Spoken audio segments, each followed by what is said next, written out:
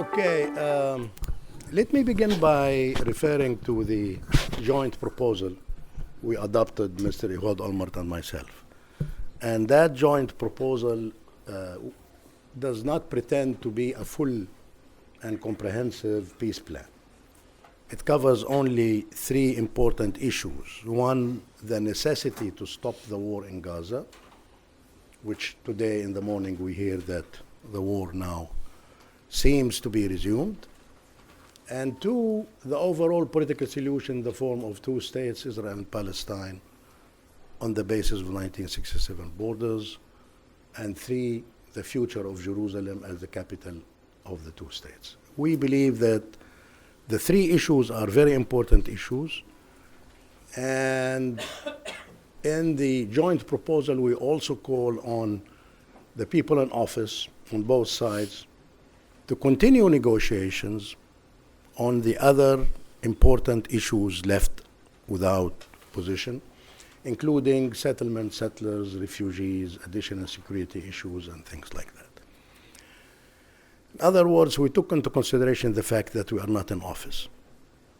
And what we have presented is not an attempt to show that we have the solution for everything. Although we believe that there is a solution for everything, nevertheless, it should be left for elected people, elected officials to negotiate the rest and to come up with the comprehensive plan. But it is our duty now to raise up our voice and say that the current course is the wrong one and the killing and destruction must stop. We need to change the course and we need to go for some kind of understanding about Gaza and then the overall political solution, as I said. Let me refer to the situation in Gaza. Now, our paper is very close in part of it to what was presented by President Biden to the international community and then was incorporated in Security Council Resolution 3275. In a way, it was okay, and in a way, it is the first part that was agreed upon in the deal that was reached between Hamas and the Israeli government, the current Israeli government. Now, when the deal was reached, we were put in a dilemma. On one way, we wanted to support the deal because there is the release of hostages, there is the release of prisoners, families are happy, and things are going on. There is the entry of the humanitarian assistance. All these are important things for the people, and we wanted to support that. At the same time, we understood that there is no agreement on the second phase. There is no agreement on the political aspect and what would happen in Gaza after that. So, nevertheless, we said, fine, we support the deal, but we will see what's going to happen. And now we are stuck.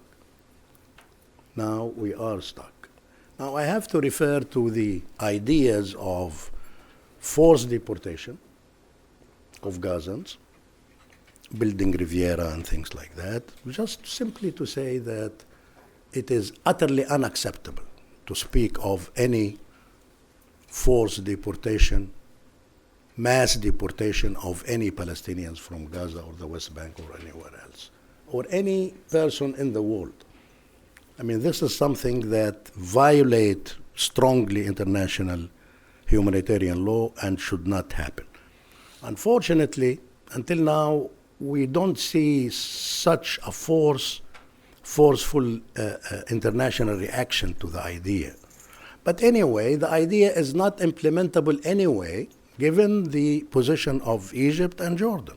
And the killing and destruction must stop. We need to change the course, and we need to go for some kind of understanding about Gaza and then the overall political solution, as I said. Let me refer to the situation in Gaza. Now, our paper is very close in part of it to what was presented by President Biden to the international community and then was incorporated in Security Council Resolution 3275.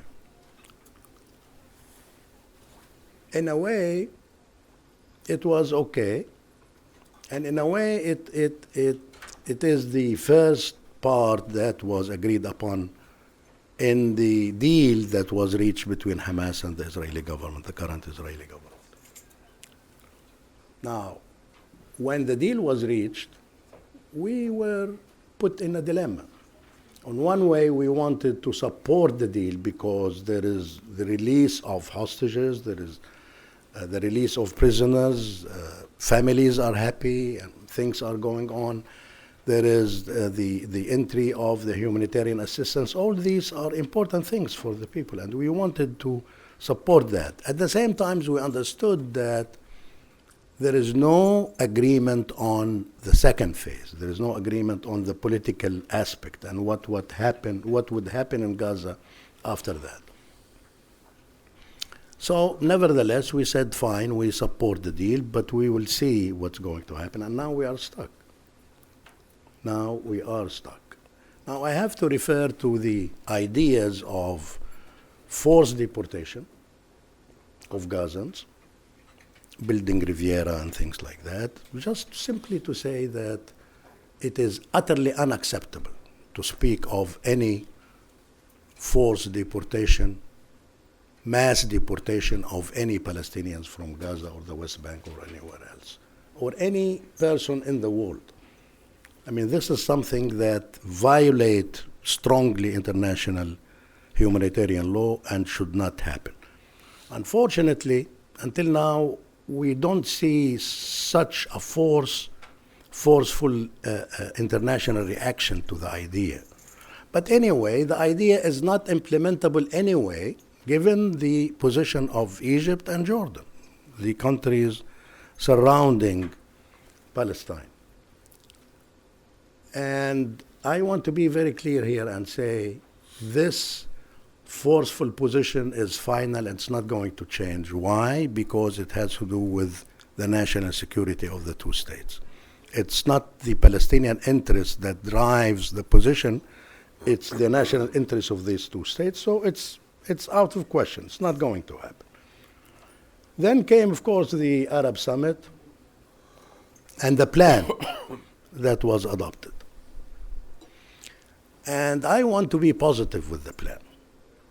I want to say that let's consider it as a step in the right direction. Let's not say that it's a failure.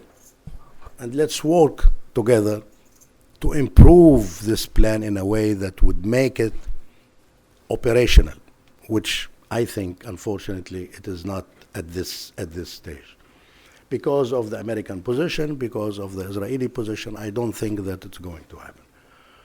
We need to add some elements to the plan, including elements related to the necessity of Hamas departing from the picture, and including elements that deals with the necessity of taking into consideration, one, that Mr. Abbas and his cronies are not going to come back to govern Gaza, but at the same time takes into consideration the necessity of achieving unity and territorial integrity of the Palestinian land. It's a little bit complicated, but it's a must, and we have to achieve that. Now, then came the negotiations, direct negotiations between the U.S. government and Israel and Hamas. And I think that was a terrible mistake. Why? It is not because of what Hamas represents. It's because of lack of the intimate knowledge of the Palestinian situation. You cannot deal with the situation with just superficial knowledge that leads to a position saying, for instance, okay, disarm and leave Gaza. It's not going to happen. This is not going to happen. And I'm ready to take the responsibility for saying that. Now, what can happen is something different, but maybe achieving same results. Something like transforming Hamas into a political party giving them an opportunity to play a role in the political life, Palestinian political life, whether in Gaza and the West Bank, or things like that. And then you have to find solutions for the security and the arms and things like that. That can be achieved through Palestinian discussion, inter-Palestinian discussion with Hamas and other parties. So solutions are there.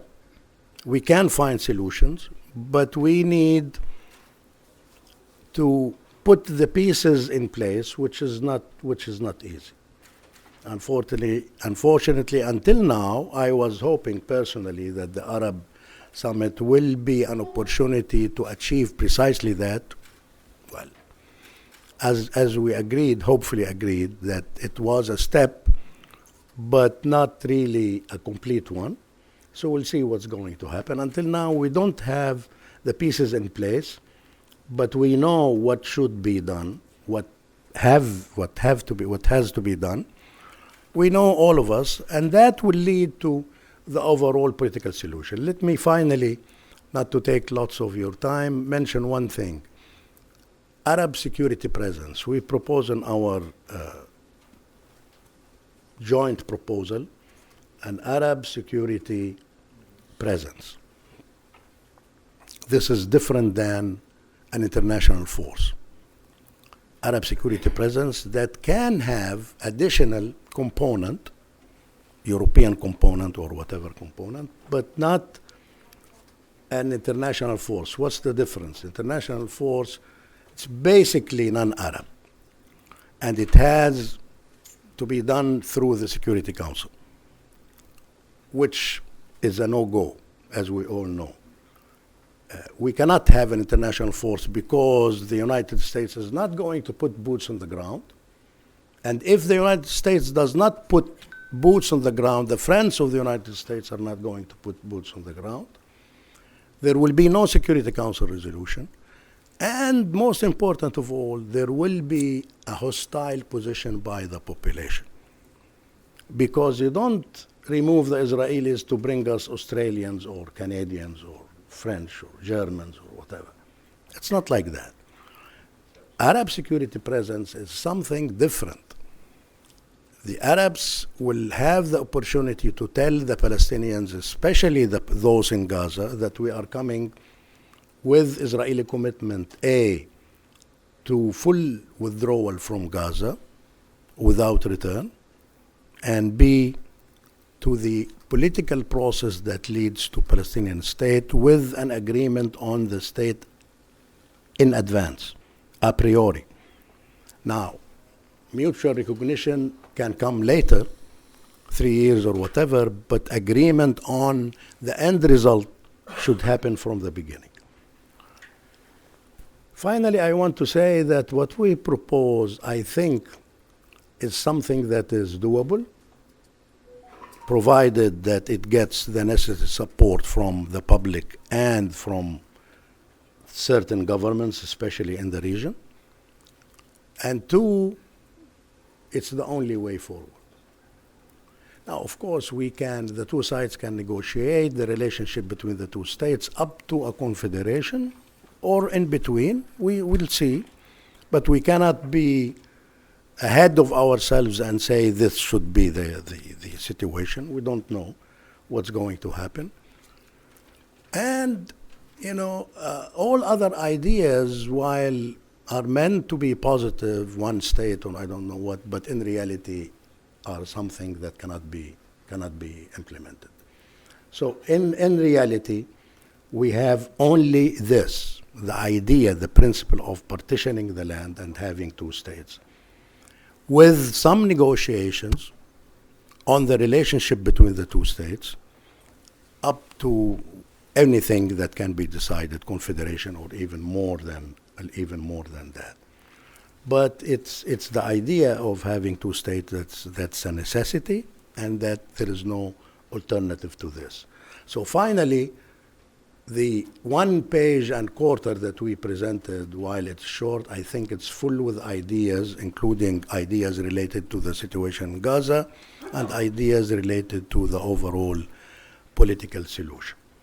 Thank you all again, and I know I don't want to take more than what I took from your time, and of course, we'll be ready at a later stage to involve with any discussion that you might want to have. Thank you very much.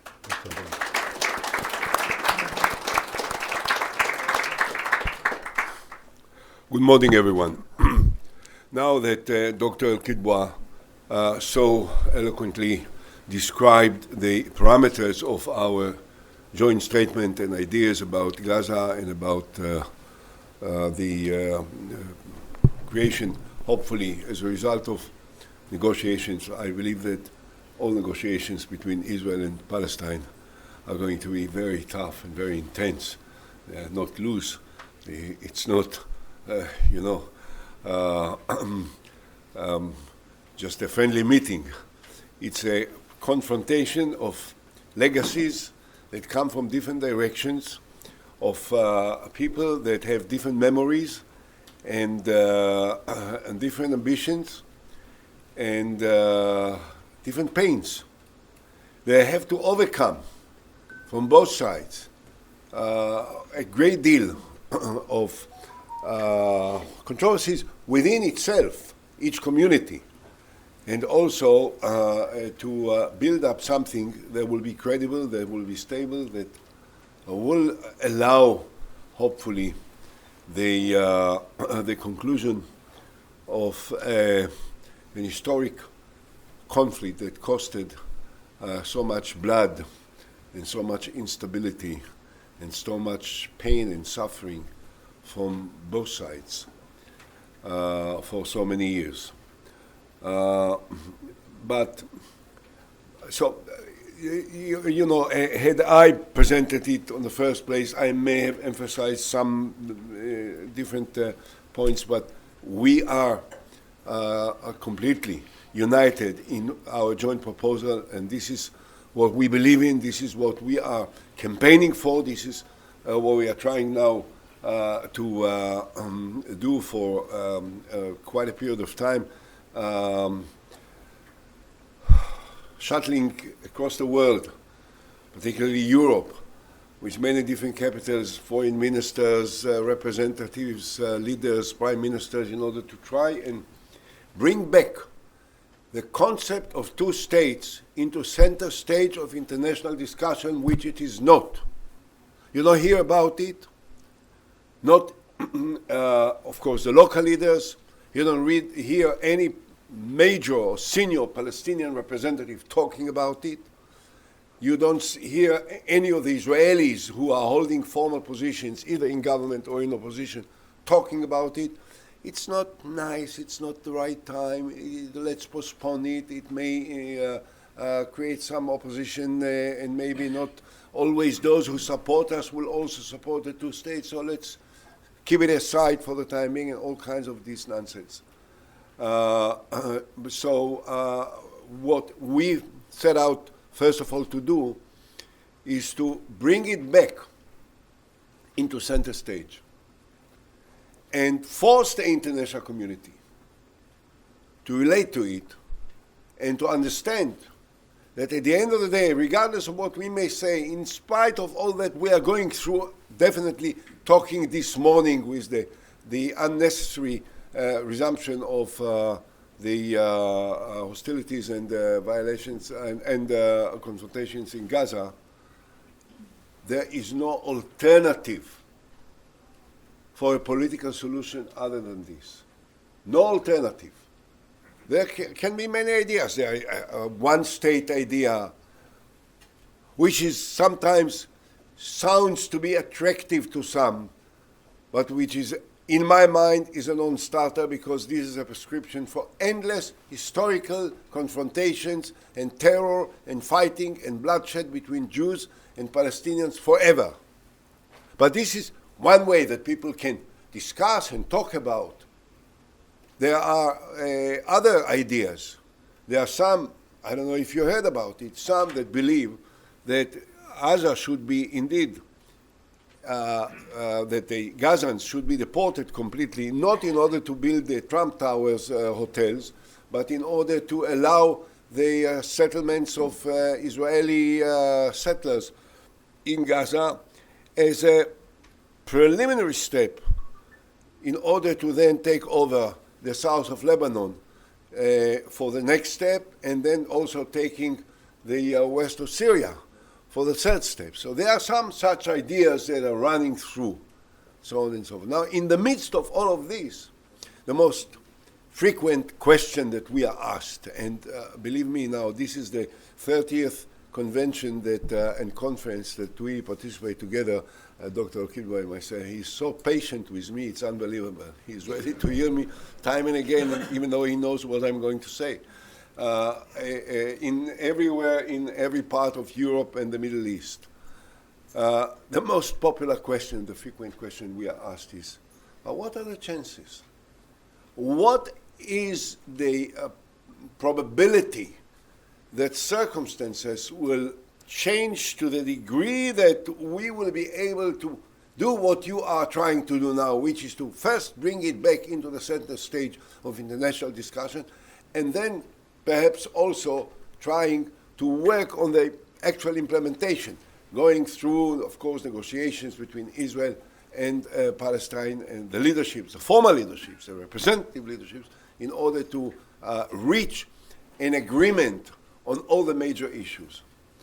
Now, number one, I have to say, had it been very popular on the first place, you wouldn't have needed neither Dr. Alkidwa and myself. The reason why it is so important is because it's not popular presently. And when it's not popular, if someone will not rise, step forward, up front, and start to fight, no one will talk about it. And there are other things may take place which will be counterproductive in terms of what can be achieved in order to conclude this historical conflict. So, number one, we are fully aware that it is not the most popular idea right now. But I kept saying, and I talk with many Israelis, of course, we have to try and influence our communities to start with. And I take every opportunity, and I say to my fellow Israelis, let's assume that just for the sake of discussion, okay, that we will do what has been targeted by Prime Minister Netanyahu, and we will eliminate every single Palestinian that lives under the sun. Not one single Palestinian with a gun, Hamas, not Palestinian, Hamas will be eliminated, okay? There will not be any more Hamas. Finished, destroyed, completely. The complete ultimate victory that Netanyahu has been promising and declaring all the time. And then what? We still have 2.5 million Palestinians living in Gaza. We still have 3.5 million Palestinians living in the West Bank. What we Israelis, leave aside now the other side, don't relate to their arguments, let's talk amongst ourselves. What are we going to do?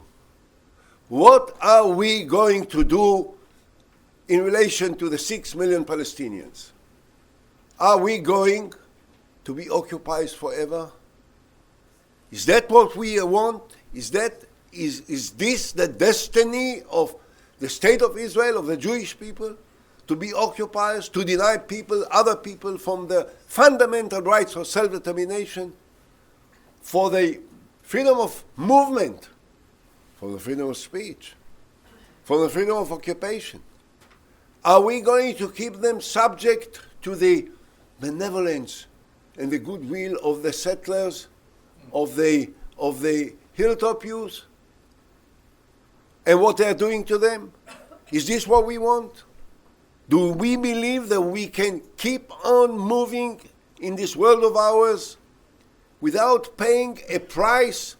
Okay, let's not talk even about moral values, which are essential.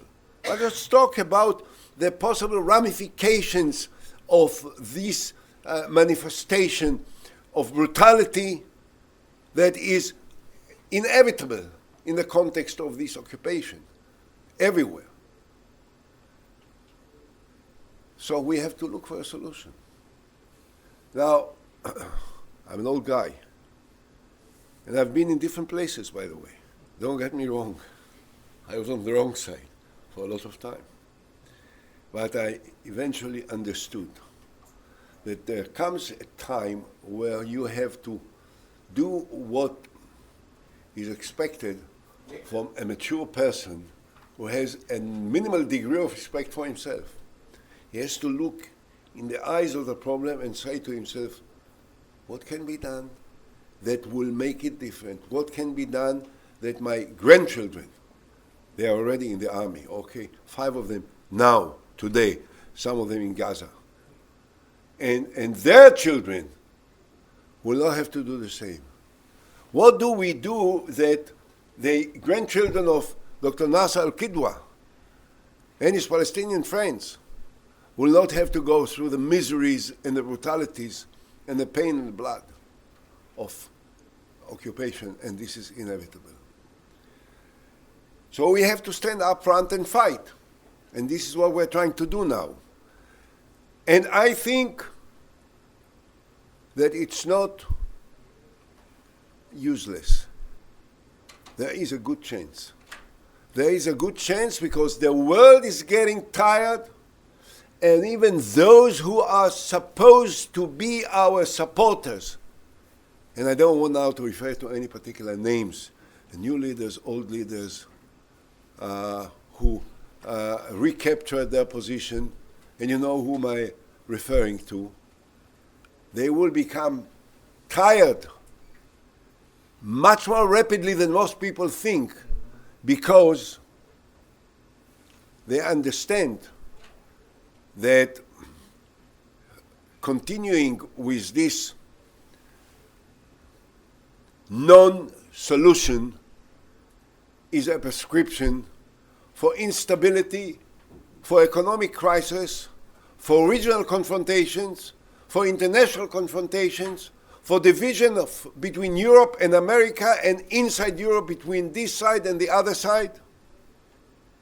And that will lead us nowhere.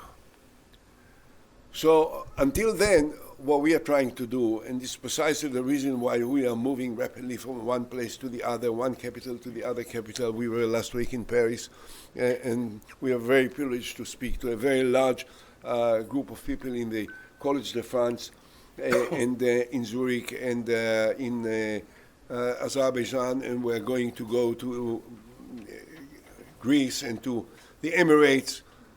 We are going to organize a big conference, sometimes beginning of June, hopefully, in Paris, with 1,000 participants, 100 from Israel, 100 from Palestine, and maybe also from European countries, that will force the leadership of their countries and the leadership of the international community and the Council on Foreign Relations of Europe and the State Department in America and even the Russians and the others to address themselves to the one possible political solution that in the end of the day can end it all. So, and I'll tell you something. I recently went through some of the books written about the Kennedys for different reasons. And there was one sentence which I always remembered that was originally said by Joe Bernard Shaw. And John Kennedy repeated it, and Bobby Kennedy used it in his campaign, his last campaign before he was assassinated. And he said, people see things as they are and ask why. I dream things that never were and ask why not. I dream peace between Israel and the Palestinian. And as I said before, to those of you who may want to attack me for my past performances going back 40 years ago, there were times that I spoke in a different language and I supported different moves. But it turned out that I understood what I understood and I moved forward. The core ideas of what we are talking about, important to remind, were originally presented by me to the Palestinian leader, Dr. Mahmoud Abbas, Abu Mazen, as president of the Palestinian Authority in 2008, I presented him with the full comprehensive plan for 2 states, Palestinian state on the 67 borders, and so on and so forth. And unfortunately, he was not courageous enough and inspired enough and visionary enough to go ahead with it and sign it and move forward and change things in the region, and perhaps much wider than just the region. What we are trying to do now is to do that which should have been done 15 or 18 or 30 or 40 or 50 years ago, but there is no better time, and our mission is to make sure that this last war, the most brutal war that was fought between Palestine and Israel, Palestinians and Israelis, will be the last one. Thank you.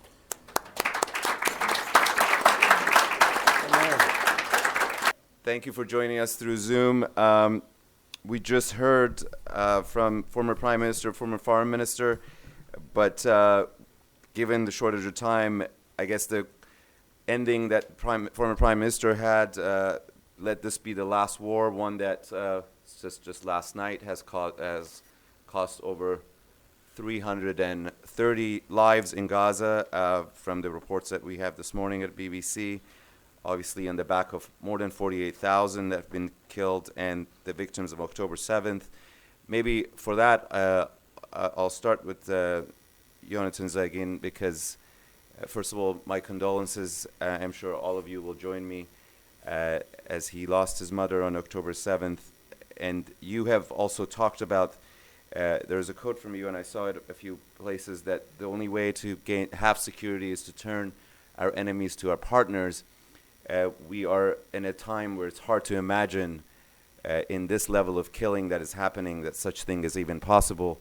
We heard our keynote speaker saying it is possible. Take us through what you think is feasible in these circumstances. Hello, can you hear me?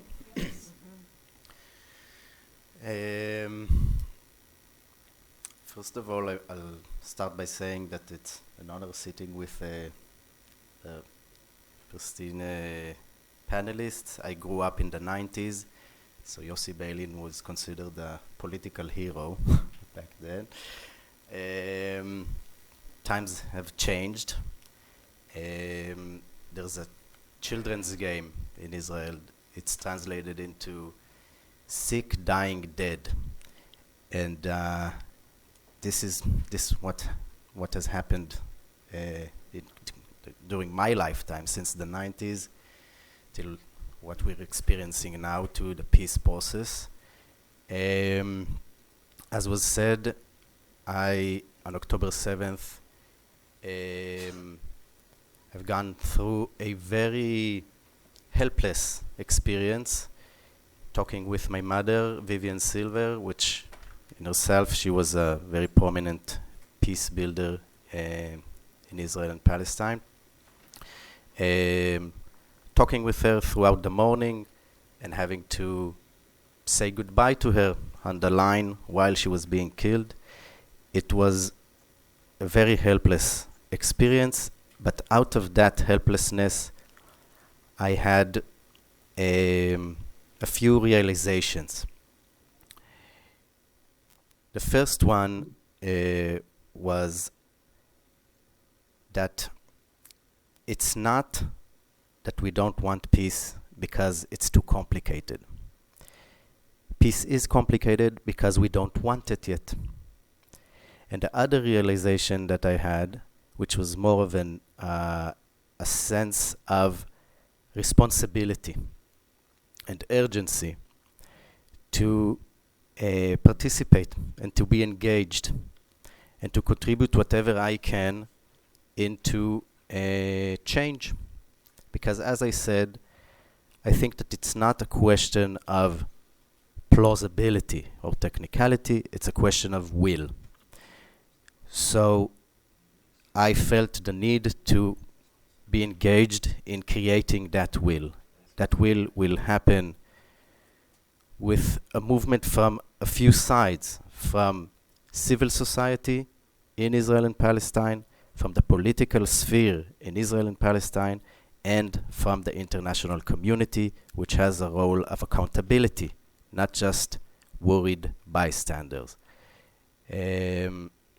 Because in Israel, we have a blind spot. We see security as the problem, whereas security is just a symptom. It's a symptom of the conflict. As long as we continue to see it as the problem, we will continue to use military force and do more of the same. And just do more of the same and expect different outcomes. We know what that means. So we need a strong signal from the international community as well as our efforts internally. That means offering incentives, and it means also inflicting sanctions and conditioning aid and participating in assertive diplomacy towards the two political sides. Thank you. We'll come back to you. Ms. Hosseini, do you want to take it from there? Yes. You might want to bring the... Yes, thank you. Good morning, everyone.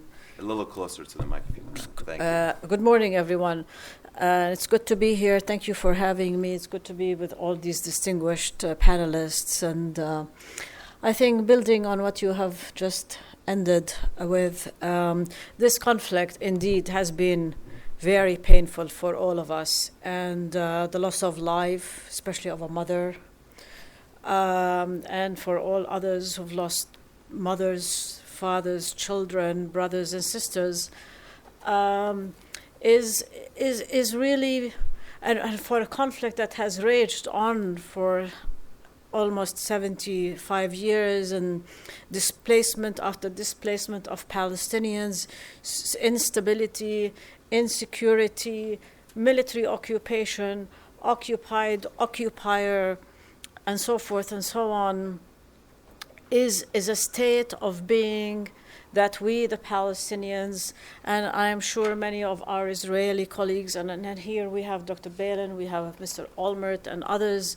really have come to realize, even before you were born, that this conflict has to come to an end. Managing occupation doesn't work. People have a right to self-determination, and they will continue to resist, and they will continue to fight. And fighting takes us nowhere but to the pain and sorrow and the suffering that we have been experiencing. So on a positive, more positive note, in order to avoid this deep pain and deep injuries, as a Palestinian, I've always believed in peace. I've always been driven by a peace agenda in my involvement as a legal advisor to the Palestinian negotiations team dating back to 1994, and I continue to work towards peace.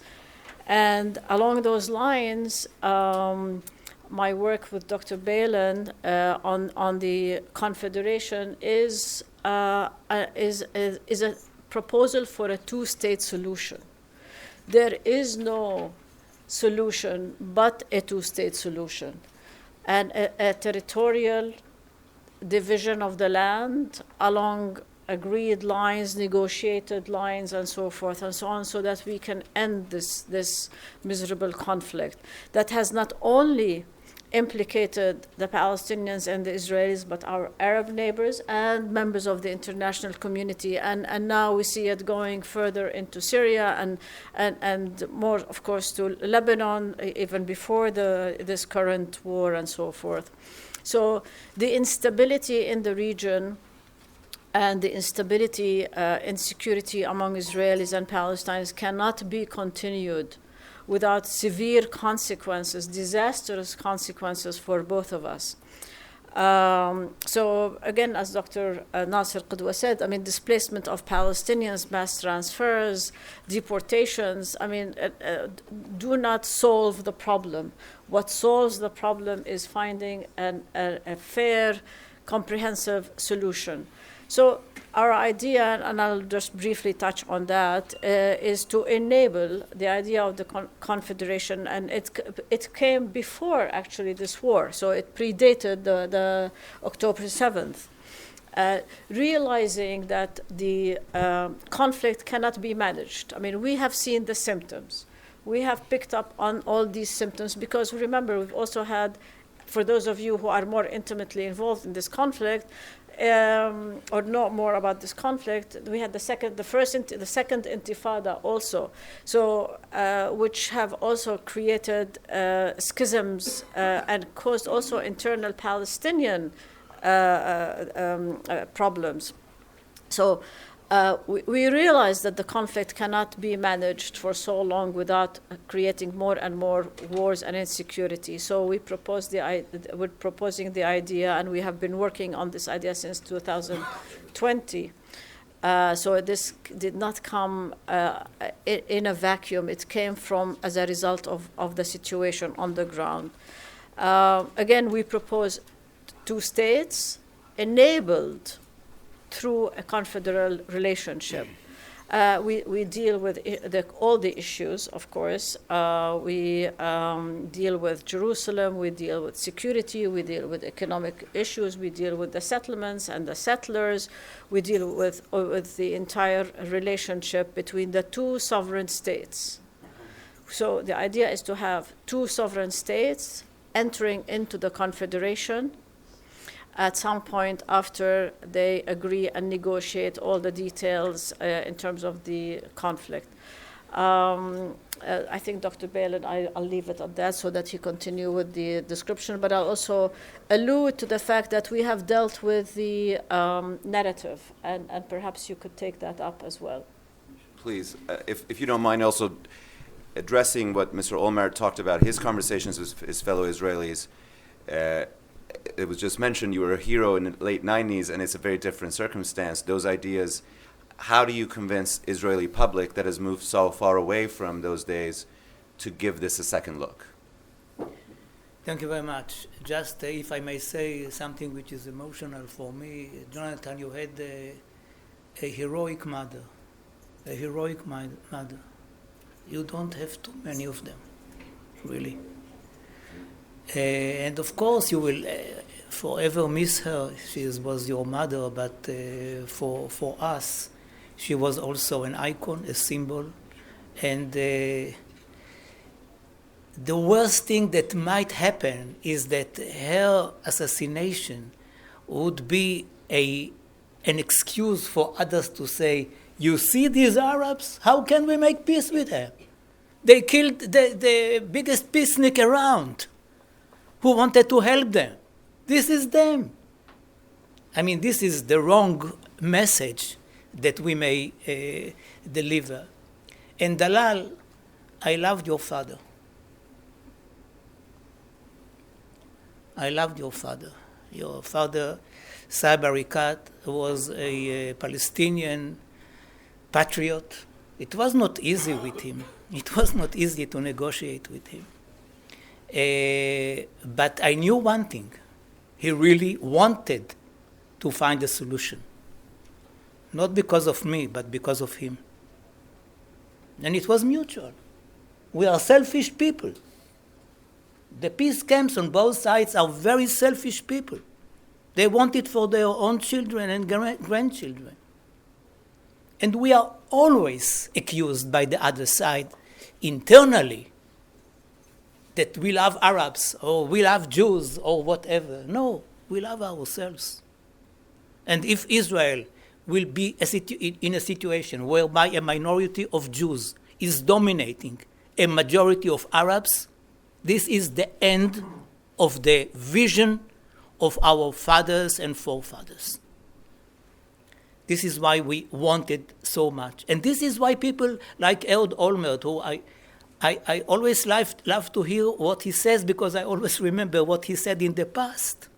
And you need an amount of courage to cross the line. I always remember what you said, Ehud, after we came with the Geneva Initiative in 2003. You said something very interesting. It was in a group of Likud members, and Geneva was quite popular. We got 39%, and the headline of the daily Yediot Ahronot. And Sharon was worried about it, and others. And you said, we should be worried, and we should oppose the Geneva Initiative, mainly because now we know what the solution will be. There won't be another solution, but the one that these people, Palestinians and Israelis, brought to the table. And if we are against the principles, we have to fight it. But we cannot say that this will not be the solution. And I think that with the same values, you are actually acting today, but looking at them from another angle. So I really appreciate and I really thank you. There was one issue that I wanted Dr. Alkidwa to refer to. When we suggest, Hiba and myself, the confederation idea,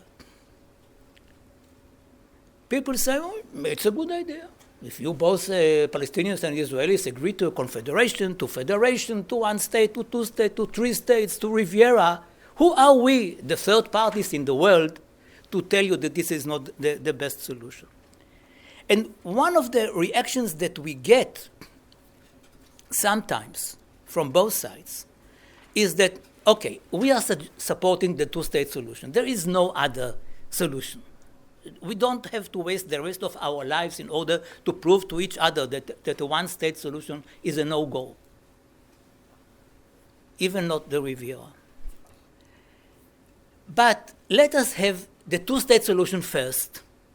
Once we have two states, we can talk about any other umbrella arrangements, whatever. To speak now about a confederation is premature. This is not the order of things. And it is important for us to clarify to you, because we are like-minded people, and we are fighting for the same cause. That the confederation is not just nice to have after we find the solution, but this is the way to find the solution.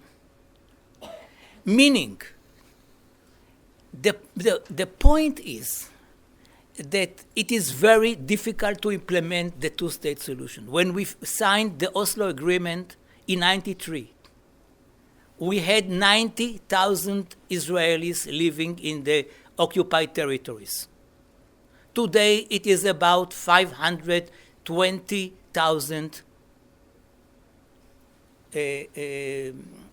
Israelis. No potential Israeli prime minister is going to evacuate those of them who will find themselves on the other side of a future border. The number of these people, according to the Geneva borders, which are not sacred, of course, is about 200,000 people. I don't see any prime minister in the future evacuating 200,000 people. I don't see them. Although you may say it is a democracy, and if the decision of the government and the Knesset is such that they have to move, they will have to move. Theoretically, it is right. Practically, it is wrong. So the main obstacle today, unlike 93, in 93 we could say Jerusalem, refugees, borders, water, you name it. We have actually, some of us were involved very seriously in finding solutions, including very, very tiresome and boring annexes about all these issues. If somebody really wants to go for peace, he just has to go to the library and to find the solutions and update and change here and there. But we did it. We know what are the solutions for all the outstanding issues. But there is one thing that we did not negotiate in the past. what are we going to do with the hundreds of thousands of settlers?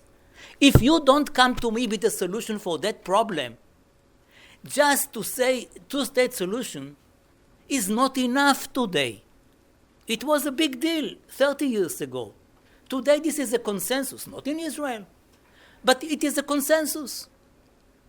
So I would like to know what is the answer to this question, because if what we are suggesting, Hiba and myself and our groups, we are not only the two of us, is to have an agreement now about a confederation, not to go for it now, to implement the two-state solution, but to agree that all those settlers who would like to remain in the new Palestinian state will remain there and live there as Israeli citizens and Palestinian permanent residents. And the same number of Palestinian citizens who would like to live in Israel will have the right to do it as Palestinian permanent residents.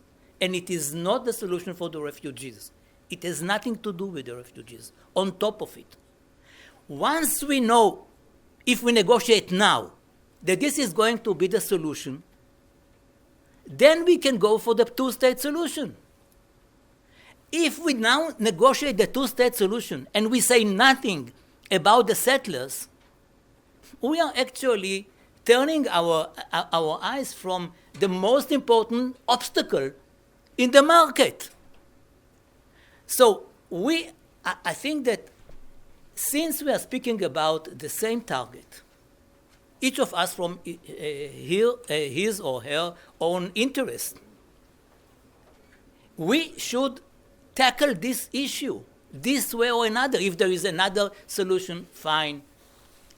If you want to build a Riviera for them, beautiful. But if we don't come with it and we just say in 2025 we support the two-state solution, this is not enough. And the last point is what Hiba said before. People said to us, in our endless negotiations, the formal and the informal ones, if you don't tackle the root causes for the conflict, you will never solve it, because you always refer to 67 and you ignore 48. And there was something to it. There was something to it. And others said to us, but you will never succeed. Is it possible to succeed, to write a joint story? There are such huge gaps. We see things so differently. And we said, let's put our hands in the fire. Let us try. And we sat together, and in this very humble booklet, the Holy Land Confederation, there are 20 pages are dedicated to the joint narrative. It was never done in the past, and it is vital for the future. And it was not too difficult to agree, because we dealt with facts, and we agreed on these facts. And I think that the combination of the narrative, of the cooperation and coordination between the two states which we are envisaging, and the solution for the settlers, makes what you are speaking about. And I'm so glad, really, I'm so glad to hear both of you. You can't imagine. It is really what I dreamt of. So if we can speak about not only the vision, but also about the practical solution for the major obstacle, then from my point of view, the whole world can tell us you are dreaming, the hatred is what, they are killing each other, and you are talking now about confederation, about peace. Are you crazy? Because I know that we are right. I know that it is doable. And I think that once the moment comes, and you never know when the moment comes. You never know that somebody like Ehud Olmert would be the one who would go the furthest way on the Israeli side with the Palestinians. I wouldn't imagine something like this before it happened. that Begin would go for the peace with Egypt and give up on the whole of Sinai Peninsula after saying that he would buy a home in Neve Sinai, Elei Sinai, in the Sinai Peninsula. So we should be prepared with solutions, all of us. And once the moment is there, when you have a rabbin, you have somebody like them who are ready for peace, that we will be ready with the solutions. Thank you very much. Dalal Ariva, thank you so much for your patience. Take us through what you're thinking. Well, thank you very much for having me. It's really, let me start by sharing my feelings. As I see personalities like Dr. Nasser, Yossi Beilin, and Olmert, these are the colleagues of my father. It brings me a feelings of hope and sadness. My father, like you, dedicated his life to negotiations, peace, dialogue, and diplomacy. He promised me and my generation peace, dignity, statehood, sovereignty, and liberation. Sadly enough, he had to leave this world without realizing any of his dreams and without delivering to me and my generation. I really hope that you would continue to work for peace and maybe move from the talk to the walk, because I'm afraid time passes very quickly, and I don't want you to meet the same fate that my dad had faced. It's really sad. And on that point, I want to also share my feelings with the loss of your mother, and my empathy with every civilian soul that had been lost, not only on October 7th or after, but for the past 7 decades. The sufferings and the endurances under the Israeli military occupation, the apartheid regime, the confiscations of lands, settler colonialism, extrajudicial killings, detentions, and now the forced displacements. Those are things that we cannot continue to tolerate. If we are serious about our claim for peace, then as responsible leaders, we need not turn a blind eye to what had happened this morning. When we wake up to Israel continuing with waging a war against displaced people in tents, we have to say enough is enough. It's not okay what is happening. What is happening is when it's not only the labels of displacements or transfer or those are war crimes under international law.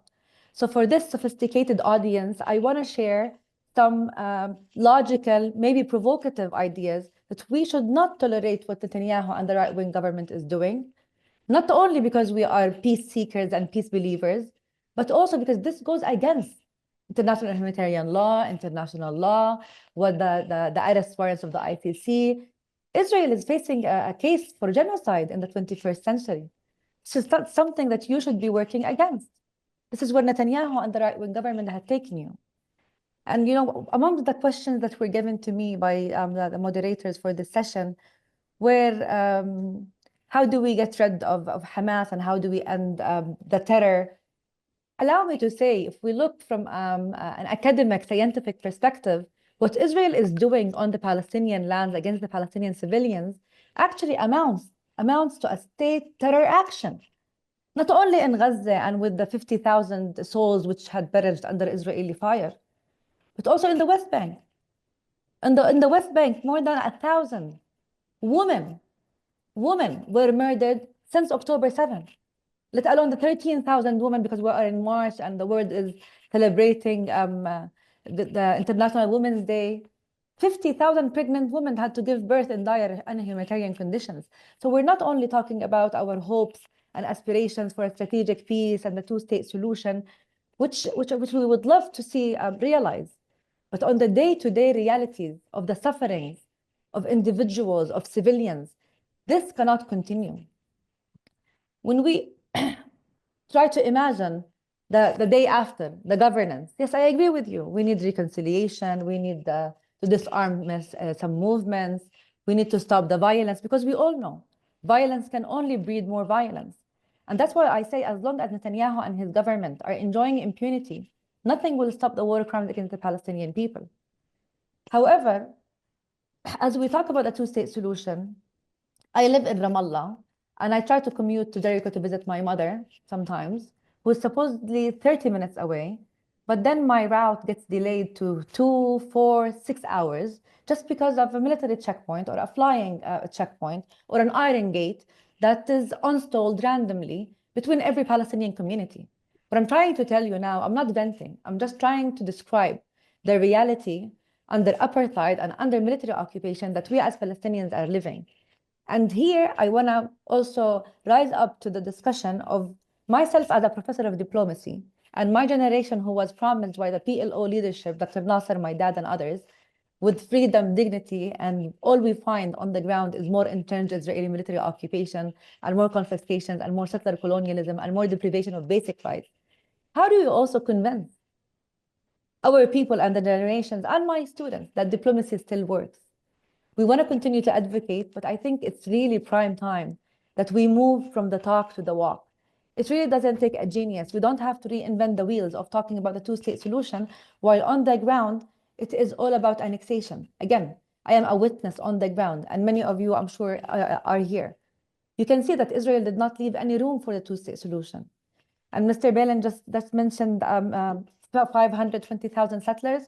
No, allow me to correct you. It's more than 750,000 settlers now in the West Bank. So if we talk geopolitically speaking, really there is no, I would love to see the two-state solution realized. Really, I'm a big fan of it, and I still think it's the one and only strategic solution forward. Yet, logically speaking, on the ground, it's all about annexation, it's all about settler colonialism. Netanyahu said it bluntly. He doesn't want a Palestinian state. He wants more settlements. So my intervention, I would like to shed light on, when you speak about the root cause of the conflict, yes, let us tackle the Israeli military occupation. Let us start by ending the Israeli military occupation. Let us also consider that we need to define the border of the state of Israel. Because what we had witnessed in the past couple of months in Syria and Lebanon and the developments in the Golan Heights, etc., are nothing but the translation of the greater Israel, that Smotrich and Ben Gvir plans. Those who don't want peace, who don't want to see the two-state solution realized. Again, I want to end on a positive note and share my empathy again with everybody who suffered. But if we are seriously responsible for what we're talking about, then I think it's time we move to action. How do we protect the Israeli democratic state? This is a message to the Jewish Israelis. Israel, really, as a democratic state, had scandalized itself in the past 2 years. The label of democracy was replaced with the label of genocide at the ICJ. This is a serious alarm that every Israeli citizen must be thinking about right now on the international legal level. And I also want to remind you of the 2018 Knesset nation-state law. Because if you want to continue to brag about the democratic state of Israel, this nation-state law only granted rights for the Jewish residents of Israel and neglected and deprived 2 million other non-Jews of the basic rights in any statehood. What I'm trying to tell you is that it is time for Israel to act upon international law, to respect the international rules-based order, and to see that the Palestinians are not only minorities who can enjoy some religious rights or some social rights here and there. They are the people with the right to self-determination, and those rights are anchored and unalienable in the international law. It is Ramadan here for us as Muslims in Palestine. I was born in Jerusalem. On my ID, it says born in Jerusalem. Yet I cannot enter Jerusalem. Why? Because Israel doesn't want to grant me my basic right of worshipping, my basic right of mobility, my basic right of being in the town where I was born, for example. I'm just sharing with you some facts about reality because the debate and the discussion needs to rise to a sophisticated and a bit difficult conversation which we need to address. This cannot continue. The Israeli military occupation must end immediately if we are serious. We need a time frame. And having said all this, I still see light. I still see hope. And I still see that with Trump administration, there is hope. As a Palestinian, I don't reject the Riviera of Gaza. I would love to see the Riviera realized in Gaza. I would love to see Gaza become the Saint-Tropez of the Middle East.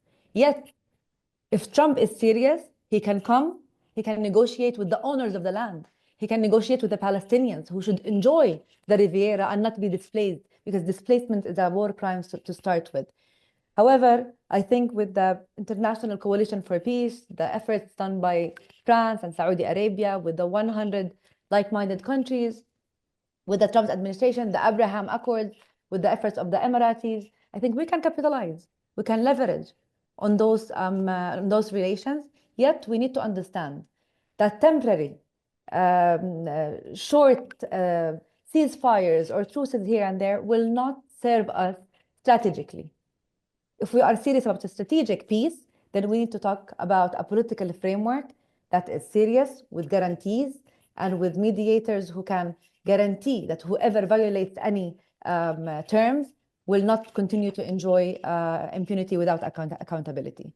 I will stop here on a positive note, saying that I still see hope on a regional peace-mediated level for the Palestinians and the Israelis to enjoy peace, security, and stability. However, to continue to focus on normalization agreements on bilateral level with every Arab state or with every Muslim state without engaging with the Palestinians, this will never bring peace to our region. Thank you. Thank you, Professor Arigat. And I was hoping to go last round, but I don't think we will have that. So take it and tell us, how do we walk the talk? Okay, it's always a pleasure to see people who believe that we can reach peace and who are still dreaming on a two-state solution. I was belonging to these people. However, I'm afraid many of them lost touch with reality. And the reality is that on both sides, those who are against two-state solution are having the power and the majority. Hamas is the leading political power in Palestinian society and politics. We saw it on the 7th of October with their attack, cruel attack on Israel. And let me remind you that Israel left the Gaza Strip to the last inch and dismantled all the settlement. And we saw that 72% in the West Bank supported Hamas murderers attack on Israel, killing, raping, burning 900 innocent civilians. 57 supported them in the West Bank, including Professor Arikat. And unfortunately, this is the leading power in the Palestinian politics. In Israel, there was 2/3 of Israelis that supported two-state solution. I was chief intelligence officer near Prime Minister Olmert, which I admire as one of the best prime ministers of Israel, when he submitted a peace proposal to Abu Mazen, and unfortunately, Abu Mazen rejected it, as the Palestinians rejected the Clinton parameters 25 years ago, and they continue to reject every proposal for peace. When we are saying peace, two-state solution, people have different ideas on both sides. The most moderate in Israel and in the Palestinian society, they speak about different parameters on the borders, different parameters on refugees, different parameters on settlement, and you heard from Yossi Beilin, who also gave you some reality check, different perspective on Jerusalem, and of course the Palestinians never recognize Israel as a Jewish state. On the contrary, what we hear more and more in every demonstration, that they are not recognizing Israel at all, not even in the 67 border. They want to be from the river to the sea, very much like our right-wingers, Ben-Gvir and Smotrich. So if you want a reality check, even the opposition in Israel, Gantz, Lapid, not to speak about Lieberman or Bennett or anybody from the moderate right, is not speaking today on Palestinian state. This is out of anybody that will run on this platform, they will not get more than 10%. Because in the Israeli society, the main narrative, we did Oslo and we got the murderous second intifada, which lost 1,500 innocent people. And we engaged from the Gaza and we got the 7th of October. So security is now something that even the leftists in Israel will not compromise on, will not compromise. And the security arrangement should be totally different because we saw the jihadist move in the Palestinian society and the way they are treating now the hostages. This is the number one issue for the Israelis now. And all what's happening in Gaza is because of the hostages. If the hostages would have given back 15 months ago, the war was over. And Israel will not accept Hamas in the Gaza Strip on any model, not the Hezbollah model that led to the destroy of Lebanon, and not in any other model, as long as they have weapons. So rebuilding of Gaza is a condition to demilitarization of Gaza. This is what we are looking for. I see that I was disconnected, so I will stop. We can still hear you. Oh, there we are. You're back. Okay, I want to say that I hope I haven't heard Professor Arikat well. She said 1,000 women were killed in the West Bank. What a lie. What a lie. 1,000 terrorists. Each one of them in his Facebook was photo with a gun, were killed in the West Bank to avoid bombing and terror on the buses and restaurants and synagogues in Israel. This is the reality we face with. As long as the Palestinians will continue to support terrorists, I don't see any possibility for a majority who support two-state solution in Israel. Thank you. I'll just give 30 seconds to Dalal if you want to respond to that, because that was the only direct attack in this panel. It should be unacceptable at this sophisticated level and civilized panel to accept such an attack on a person who believes in peace, for not only for me and my generation. I live in Palestine under military occupation, and now you're accusing me of being a terrorist or the Palestinians in the West Bank. We have been suffering from a state-organized terror all our lives, and it is really shameful for as a person like you who had lived 7 decades of your military occupation on civilians and Palestinians to continue to defend the Israeli military occupation while you are facing a case of genocide at the ICJ. We should rise up to our values, the Jewish values, I need to remind you, that never again came to say never again to humanity. I visited the concentration camps in Poland and in Germany to empathize and to tell myself that we should not allow history to be repeated again. But for somebody like you to come and accuse me and attack me, this should be unacceptable. As long as you believe that you are supreme to me and that we are not equal and that you're enjoying every impunity possible as you kill, raid, shell the children in Gaza and in the West Bank, then yes, it's okay. Because as long as the international community is also giving you the impunity you want, I also want to remind you that my cousin, it's been 5 years, he was murdered on the checkpoint between Bethlehem and Abu Dis. He was 26 years old, athlete. He was engaged in a love relationship. The Israeli military occupation terminated his life in 2 seconds. His body is still kept with the Israelis. Why? Because they want to deprive us of the basic right of burying him and bidding farewell. What do you tell his parents? He did nothing. He was a very peaceful guy. Myself, I'm a professor, I teach diplomacy. I teach diplomacy to the Palestinian generations while they see the Israeli military occupation invade, raid, in Jenin, in Tulkarem, in Nablus, in Ramallah, in Jericho, in Bethlehem, in Hebron, in Jerusalem, everywhere. Every Palestinian is attacked. From Hind Rajab to Shireen Abu Aqle, every woman is suffering under the Israeli military occupation. When you see people like me who still advocate for peace, who still believe in peace and who still call for your right as Israelis to live in peace, you should thank me and not attack me. Thank you. I guess a bit of You haven't answered the way that you said that 1,000 women were killed in the West Bank since 7th of October.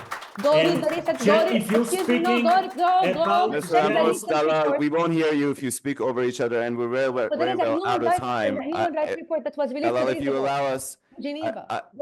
it was important for you to respond to that, and I thank you, Mr. Amos, for holding this panel has very well gone over. I had expected you to stop him that the from attacking me. Palestinians I leave now. This is not acceptable. That's just a sophisticated. are in the ICC for genocide as This well. is an attack. Because the Palestinians killed and want to kill all the Israeli I don't accept civilians. that. I'm sorry. I cannot all respect to the organizer. ignore, and you haven't apologized for your lie.